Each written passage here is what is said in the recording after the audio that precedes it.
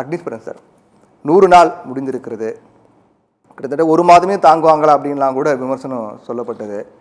இதுவரை எந்த ஒரு அனுபவமும் அரசியல் அனுபவம் இல்லாமல் இன்றைக்கி 100 நாள் வெற்றிகரமாக கடந்திருக்காங்க அப்படின்னா, நிறைய திட்டங்கள் சொல்லியிருக்கோம், வெளிப்படையான நிர்வாகத்தை கொடுத்துருக்கோம், இன்றைக்கி ஊழலே இல்லை அப்படின்னு சொல்கிறாங்க. இருந்தாலும் எதிர்க்கட்சிகள் தொடர்ந்து விமர்சிக்கிறாங்களே, என்ன பிரச்சனை, என்ன 100 நாள் என்ன பிரச்சனை நீங்கள் பார்த்தீங்க?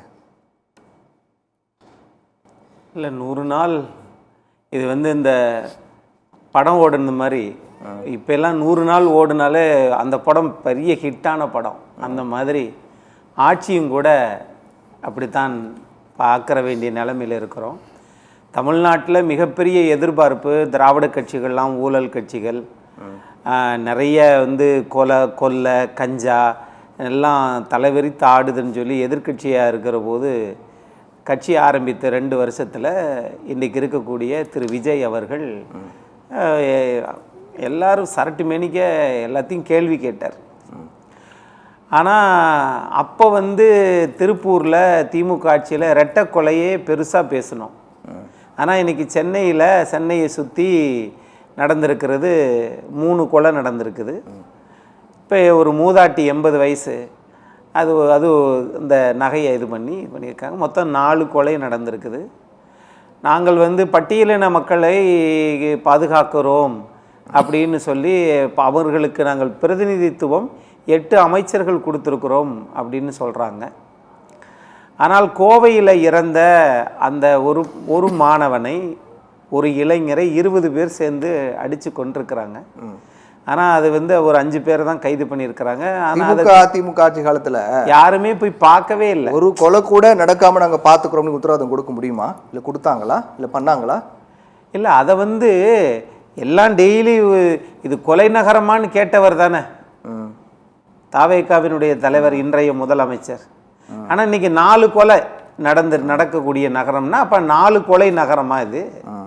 அப்போது இங்கே என்னன்னா, காவேரி மேகதாட்டு பிரச்சனை, அதில் தீர்மானம் போட்டாங்க. அந்த தீர்மானம் தமிழ்நாட்டுக்கு முரணானது. அந்த முதலமைச்சரை நீங்கள் வர வேணான்னு சொல்லிட்டார். இதுவரைக்கும் எந்த முதலமைச்சரும் அப்படி யாரும் சொன்னதே கிடையாது. சரி, இவரும் போகலை. சரி, அதாவது தனிப்பட்ட முறையில் அவருக்கு நடந்த ஒரு அனுபவத்தை ஒரு பகிர்ந்துக்கிறாரு. இன்றைக்கி லஞ்சம் இல்லை, இன்றைக்கி ஒத்த பைசா இல்லாமல் இந்த வேலை புரிஞ்சிருக்கு அப்படின்னு சொல்கிறாரு. இன்றைக்கி மக்கள் எதிர்பார்க்குறது அதுதானே சார். இன்றைக்கி நீங்கள் கொலைன்னு சொல்கிறீங்க, சட்டம் ஒழுங்கு சொல்கிறீங்க, அது எல்லா ஆட்சியிலும் நடக்குது தான்.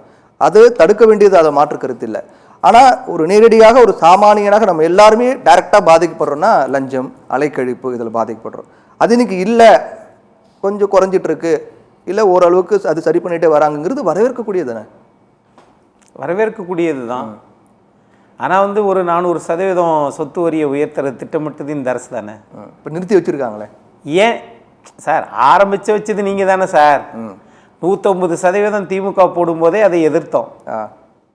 ஆனால் 400% போது எவ்வளவு இருக்கும் பாருங்க. 2000 ரூபா கட்டினா எவ்வளோ வரும்? இப்போ அதை நிறுத்தி வச்சிருக்கிறீங்க. இப்போ ஏன்? மக்கள் போராடிடுவாங்க அப்படின்றதுனால தானே. அதனால அனுபவம் இல்லை அப்படின்னு சொல்றாங்க இல்லையா. இப்போ தான் வந்திருக்கிறாங்க, இப்போ தான் வந்தவங்க தான் 21,000 கோடி கடன் வாங்கியிருக்கிறாங்க. இப்போ தான் வந்ததுனால தான் 6வது இடத்துல இருந்தது 17வது இடத்துக்கு நம்ம போயிருக்கிறோம். அதனால இவர்கள் ஒட்டுமொத்த தமிழ்நாட்டில் 17 இடத்துக்கு போயிருக்குன்னு சொல்றீங்க. 100 நாள் 1 லட்சம் கோடி கொண்டு வந்திருக்காங்களே சார். ஒரு நாளைக்கு 1000 கோடி அப்படின்றாங்க. ஒரு நாளைக்கு 1000 கோடியா? ஆமா, ஒரு நாளைக்கு 1000 கோடி எந்த கம்பெனி கொடுக்குது சொல்லுங்க?